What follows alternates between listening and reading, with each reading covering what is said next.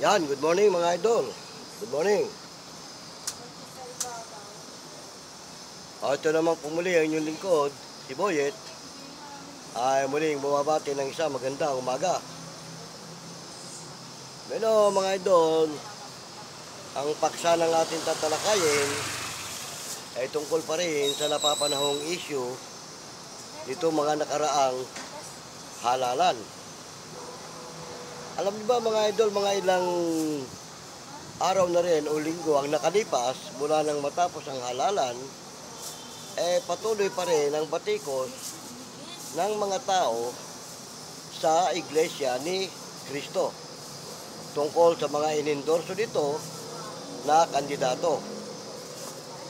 Ang punto de vista ng kanilang issue, ang Iglesia raw di umano ay malaki ang mga ibinibigay sa mga kandidato na bawat i-endorso.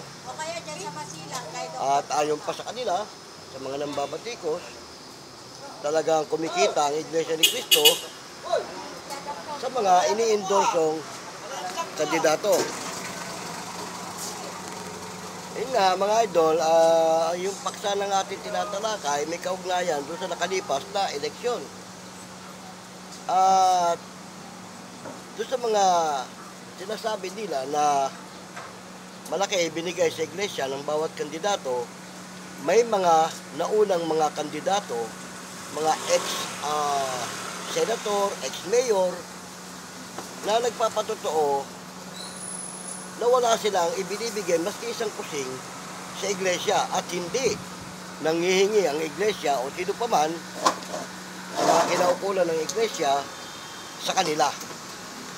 Ang mga nagpapatotoo, isa na si Flavier, si Pangilinan, maging si Arroyo at saka si Trilon.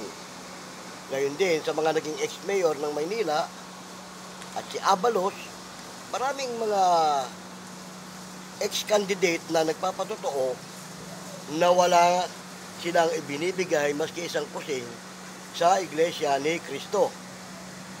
Kaya sabi nga ni Flavier, pambabastos daw sa kanila ang ginagawang yan ng mga bumabatiko sa iglesia. Kasi hindi lang naman iglesia ang kanilang binabatikos dyan o pinapatamaan, kundi maging yung mga kandidato na dinala ng iglesia. Kaya tama yung sinabi ni Flavier, pambabastos yan sa kanila. Diba tama mga idol? Kaya sana dito sa mga bumabatiko sa Iglesia ni Cristo tungkol doon sa di umano'y malaking pera ang bigayan, tigilan nyo na mga idol para kasi wala namang mapapala sa inyo or paninira lang. O maging ang mga kandidato na dinala ng Iglesia, binabastos nyo. Tama yung sinabi ni Flavier, pambabastos yan sa kanila. O di ba tama? Kaya nga marami namang mga ex-candidate na nagpapatotoo. Maging kung gusto nyong maniwala, sila mismo personal, kausapin nyo, kontakin nyo. Para malaman nyo kung totoo yung mga ipinupula nyo sa Iglesia ni Cristo. Kaya yan mga idol, ang masasabi ko lang bilang mga kapwa natin botante o ano pa man, kung ano ang i-endorso ng Iglesia, huwag na kayong mag-comment na kung ano-ano na kesyo, malaking pera involved, malaking binayad. Wala kayong mapapatunayan dyan mga idol. Bagkos baka mademanda pa kayo, hindi lang ng Iglesia ni Cristo, kundi yung mga tao na dinala ng Iglesia na di umano sinasabi nyo nagbigay ng pera. O gaya na sinabi ni Flavier. Sa mga nagsalita, si Flavier lang ang nagsabi na pambabastos daw yung ginagawa ninyo na binabatikos yung iglesia tungkol sa pera-pera. Dahil kasi nga naman, isang kusing, wala naman silang binibigay. O sino na-eepektuhan doon sa ginagawa nyo? Siyempre, yung mga kandidato kasama yon sa may-eepektuhan. Kaya tigilan nyo niya mga idol kasi baka dumating yung time na yung mismo mga kandidato ang kumilos at idemanda kayo. O ang Iglesia ni Cristo, pababayaan lang kayo. Dahil sanay na ang Iglesia sa ganyan, ng mga pambabatikos. At alam na namin bilang Iglesia ni Cristo na ang isang puno kapag hitik sa bunga, binabato. Ganyan ang kasaysayan na nangyayari sa Iglesia ni Cristo. Hitik sa bunga, kaya binabatikos, binabato. At ang punto de vista niya, gustong ilaglag ang kaisahan ng Iglesia. Pero mga idol, hindi kayo magtatagumpay. Kasi kailanman ang Iglesia ni Cristo, ang kaisahan ay hindi pwedeng buwagin ng sinuman. Nabanggit ko na to sa mga una kong video, mga idol, na ang kaisahan ni Cristo, ng Iglesia ni Cristo, ay hindi pwedeng magkawatak-watak o magkabahabahagi dahil may mga batayan kami sa Biblia na sinusunod at kinakatakutan.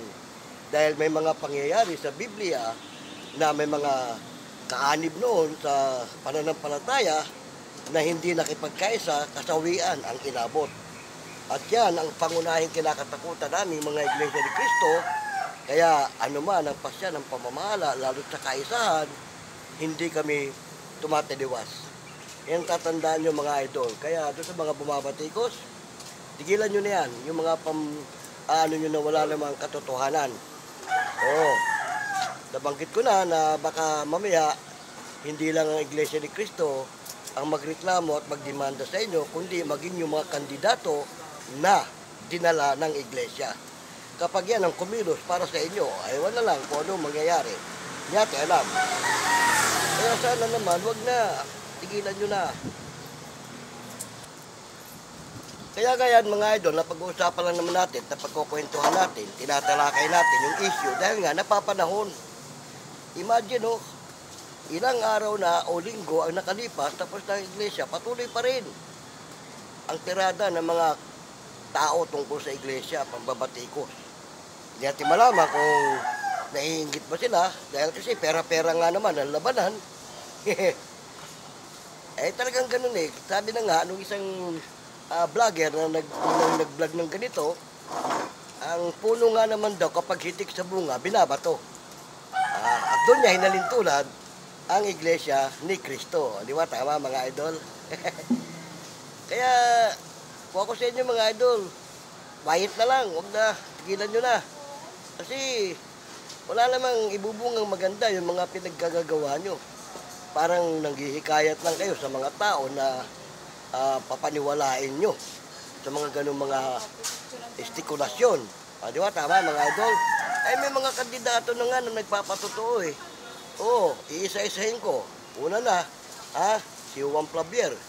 Na nagsalita na nga, sabi niya, pambabastos yung ginagawa ninyo na pinupulaan ng Iglesia ni Cristo tungkol sa pera-pera na ibinibigay ng politiko. Si Drilon, mga ex-candidate, si Abalos, marami, yung dating mayor ng Maynila, o sa mga ex-senador, si Pangilinan, kung tutusin, mga milyonaryo, yung mga yan, pero sila mismo nagpapatotoo ni isang kusing. Wala silang ibinigay na anuman sa iglesia. Sila nagpapatotoo na hindi totoo yung mga ipinupula at ibinabato ng mga tao tungkol sa mga ini-endorso ng Iglesia ni Cristo. Yan, kaya lang naman natin na pag-uusapan yung mga ganyong sistema dahil nga napapanahong issue. Oo, walang tigil. Kung sino-sino, kabi-kabila, mga vlogger dyan, kung ano-ano, sumasakay doon sa kung ano-anong issue na tungkol sa iglesia. Kami naman, bilang mga Iglesia ni Cristo, na ordinaryo mga vlogger lang din, hindi naman namin kayo kinakalaban o itinutuwid lang natin yung mali, di ba? Wala sa tama eh.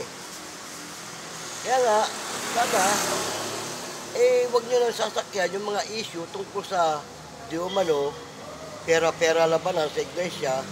Kasi kasiraan ng buong iglesia yung ginagawa nyo na wala namang katotohanan at wala namang kayong may bibigay na prueba.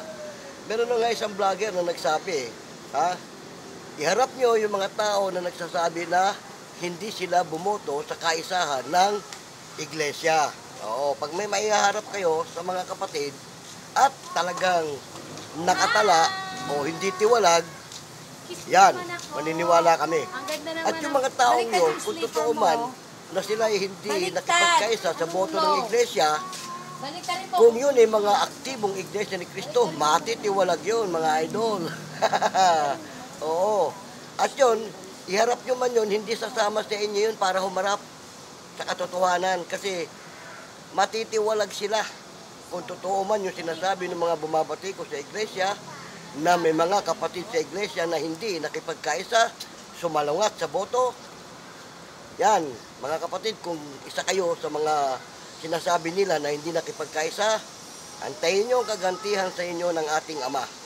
Pero kami mga tunay na Iglesia ni Cristo, hindi kami naniniwala doon sa sinasabi na may mga tumaliwas daw sa boto. Maaring yun, mga tiwalag dati sa iglesia yun.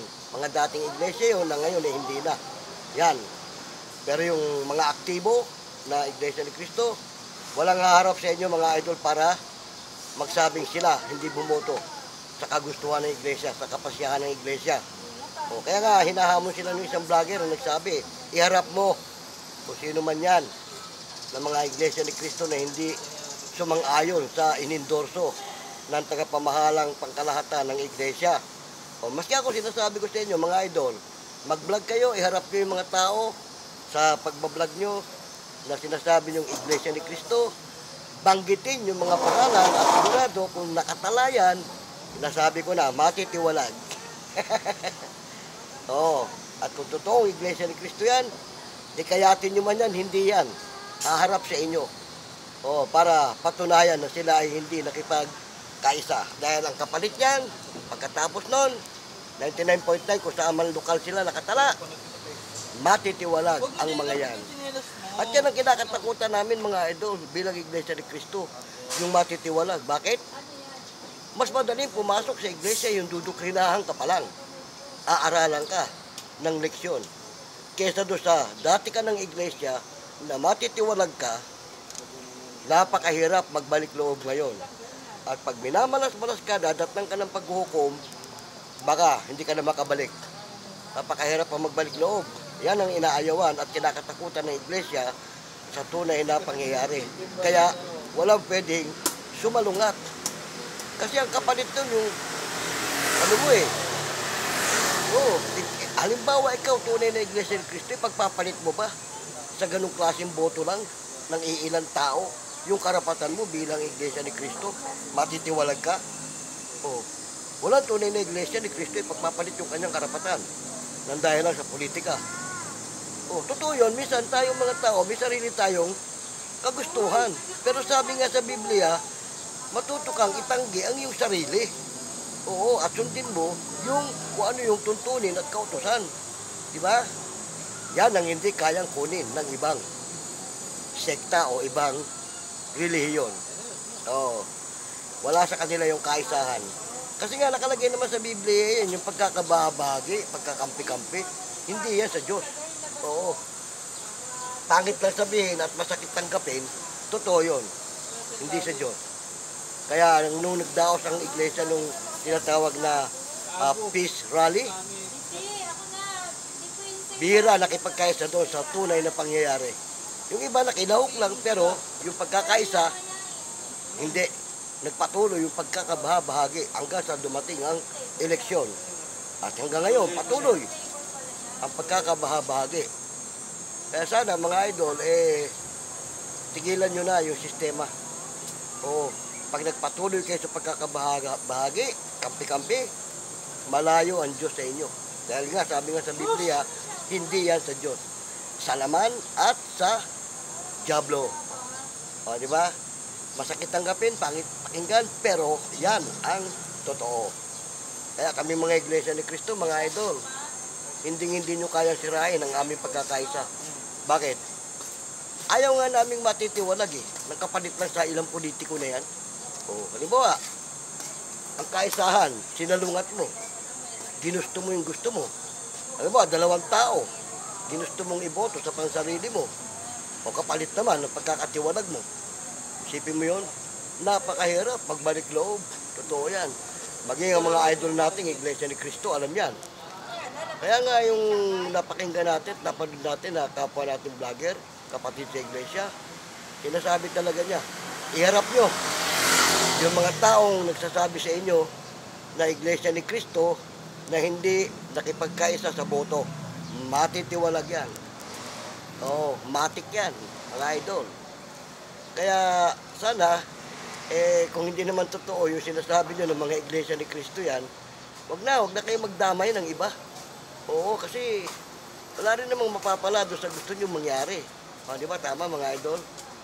Kaya nga yan, tayo naman nagkukwentuhan lang, nababase natin sa mga tunay na pangyayari at sa mga napapanahong issue. O pero mga idol, salamat ng marami at kahit sa Beknis sandaling ito, ay sinamahan nyo ako. Pero bago tayo mag-iwahiwalay, shoutout muna sa ating lahat, saan man kayong panig ng ating bansa naroon, Mapaluson, Visayas, Mindanao, ay binabati ko kayo ng isang magandang umaga at nawa ay nasa mabuti kayong kalagayan hanggang sa mga oras na ito. Gayon din naman yung mga sa ibang panig ng ating bansa, saan man kayong panig ng ating mundo naroon, ay binabati ko kayo ng isang magandang araw. Ang araw dyan sa inyo. Magandang gabi, kung gabi naman. At magandang tanghali, kung tanghali. Ano mga idol Salamat na marami. Kung may mga comment kayo mga idol, lagay nyo lang sa comment section para matalakay natin sa susunod nating mga video. At kung may mga katanungan kayo, lagay nyo na rin dyan para masagot natin. Ngayon ito pang muli yung lingkod, si Boyet. Pasamantala, nagpapaalam. Hanggang sa muli, paalam!